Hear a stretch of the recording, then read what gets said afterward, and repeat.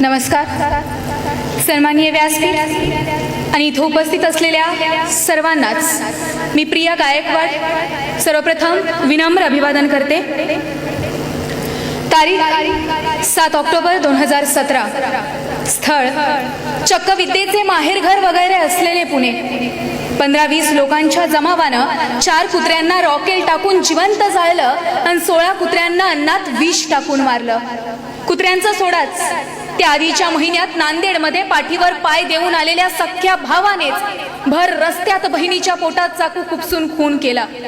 तोबा गर्दी जमा झाली, पण एकाही माणसाचे हात त्या माथे फिरू भावाला थांबवू शकले नाहीत. थांबवणार कसे? ते तर घडलेल्या घटनेचं मोबाईल मध्ये प्रक्षेपण करण्यात मग्न होते. घटना क्रमांक 3. रस्त्याच्या बाजूच्या झाडीत 2 जणांवर खुनी हल्ला झाला. मित्राचा जीव गेला. मुलगी जीवाच्या आकांतानं अर्धमेल्या रक्तभंबाळ अवस्थेत गुडघ्याने सरकत सरकत रस्त्यावर येऊन मदतीची याचना करत होती. तिथंही गर्दी जमा झाली आणि मोबाईल काढून शूटिंग करण्यात व्यस्त झाली. अहो, कुत्र्याला जाळताना, बहिणीला तडफडून मारताना आणि अर्धमेल्या रक्तभंबाळ अवस्थेत मदतीची याचना करताना समोरच्या गर्दीत मदतीचा हात देऊन माणुसकीची जात निभावणारा एकही मायकालाल तिथे हजर नव्हता. हो, तिथे माणूस गैरहजर होता. आणि हाच गर्दीतला माणूस शोधण्यासाठी मी आज आपणासमोर विषय मांडतीये. गर्दीत माणसांच्या माणूस शोधते मी.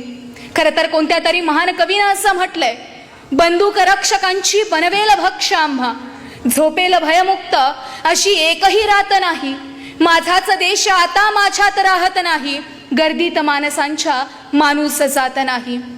अरे मित्रांनो, किडे मुंग्या पशु पक्षी राने वने झाडा झुडपांच्या या पसाऱ्यात जगणाऱ्यांपेक्षा थोडा सतर्क मेंदू आणि 2 हात 2 पाय लाभलेली जमात म्हणजे माणूस. ज्याच्या हृदयात श्रद्धायुक्त प्रेमाचे अखंड झरे वाहतात तो माणूस. आहार, निद्रा, भय, मैथून या 4 गोष्टी पशु पक्षी करतात, पण 5वी विचार करण्याची शक्ती ज्याच्यात आहे ना, तो माणूस. जीवशास्त्राच्याच भाषेत सांगायचं झालं तर ज्याचा अंगठा या 4 बोटांपासून वेगळा झाला आणि खरं तर त्याच्या जीवावर हा कर्तृत्वाचा डोलारा उभा केला, अशी या निसर्गाची सर्वोत्तम निर्मिती म्हणजे माणूस. माकडाची शेपटी गेली, तो 2 पायावर उभा राहिला, तो चालू लागला, पळू लागला. त्याच्या बुद्धीची धाव एवढी की तो चंद्रावर पोहोचला, त्याच्या बुद्धीची झेप एवढी की तो मंगळावर पोहोचला. त्यानं समुद्र काबीज केला, त्यानं नद्या अडवल्या, त्यानं जंगल ताब्यात घेतली आणि इथंच खरा घोळ झाला. जशी त्यानं जंगल ताब्यात घेतली तशी त्याच्या मनातली हिरवाई संपली. त्याने पाखरांचे संसार उद्ध्वस्त केले. त्यानं नद्या अडवल्या, पण मनातले प्रेमाचे झरे आटले. त्याने विशाल समुद्रावर राज्य केलं, पण मनात संकुचित डबकं तयार झालं. एका बाजूला त्यानं ग्रहताऱ्यांना प्रदक्षिणा घातल्या, पण दुसऱ्या बाजूला त्याच्या संवेदनांनाच ग्रहण लागलं. मित्रांनो, अगदीच सोपं करून सांगायचं झालं तर माणूस माणसापासून दूर गेला, माणूस स्वतःच्या मूळ अस्मितेपासून दूर गेला.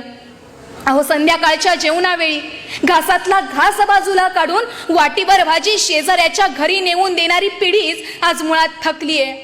आज रोज सकाळी शिळा मसाले भात आणि चपात्या कचरा कुंडीत टाकताना फुटपाथवर एखाद्या उपाशी लेकराला याची गरज असेल असं जेव्हा आम्हाला वाटत नाही ना, तेव्हा तिथं आमच्यातला माणूस हरवलाय.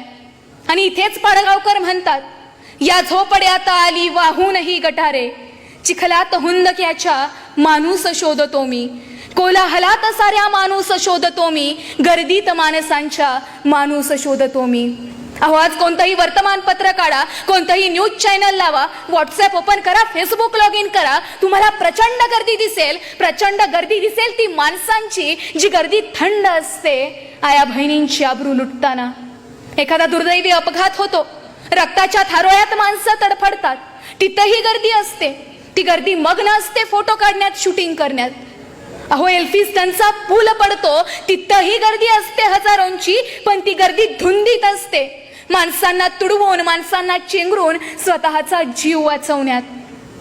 एखादा भूकंप होतो, महापूर येतो, ढिगाऱ्या खाली हाडामासाची माणसं गाडली जातात, मग तिथं गर्दीतलाच कोणीतरी गर्दी समोर येऊन भाषण देत असतो, तर गर्दीतलाच कोणीतरी प्रेताच्या अंगावरचे दागिने ओरबाडण्यात मग्न असतो. गर्दी कुठे नाही, राशनच्या दुकानात गर्दी, हॉस्पिटल भोवती गर्दी, रेल्वेमध्ये गर्दी, बसमध्ये गर्दी, पण आसपास माणसं उपाशी आहेत. लेकरं शाळेविना आहेत. हॉस्पिटलमध्ये कळ्या खुडल्या जात आहेत. शेजारच्या फ्लॅटमधले आजोबा औषधाविना एकटेच आहेत. हे आणि असं सगळं बघायला आजच्या आमच्या गर्दीला वेळ नाही हो. आज मातीच्या भिंतींना सिमेंटचा गिलावा आला, पण माणुसकीचा ओलावा मात्र पापुद्रे उडावेत तसा उडून गेला.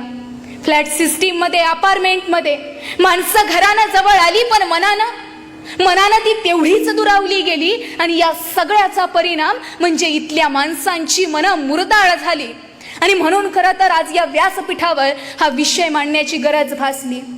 आणि मित्रांनो, मान्य आहे मला, निसर्गतः इतर प्राण्यांप्रमाणे माणूसही स्वार्थी असतो आणि त्यानं ते असावंही.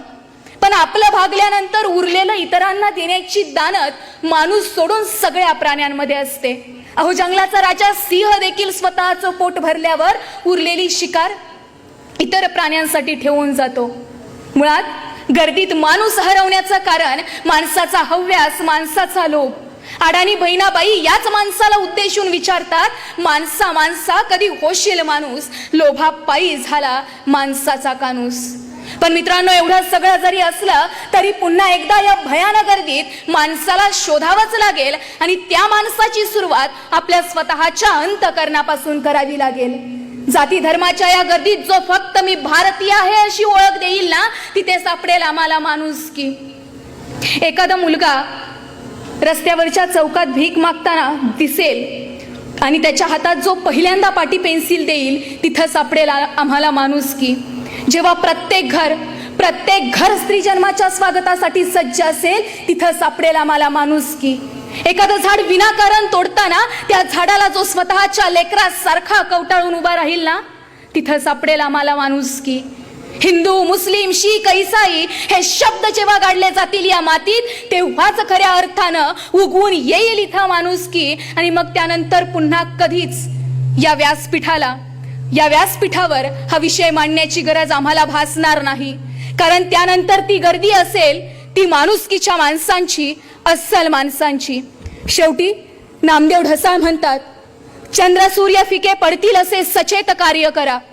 एक तीळ सर्वांनी करंडून खावा. माणसाचेच सुप्त रचावे, माणसाचेच गाणे गावे माणसाने, माणसाचेच गाणे गावे माणसाने. धन्यवाद. जय हिंद, जय महाराष्ट्र, जय विद्या प्रतिष्ठान.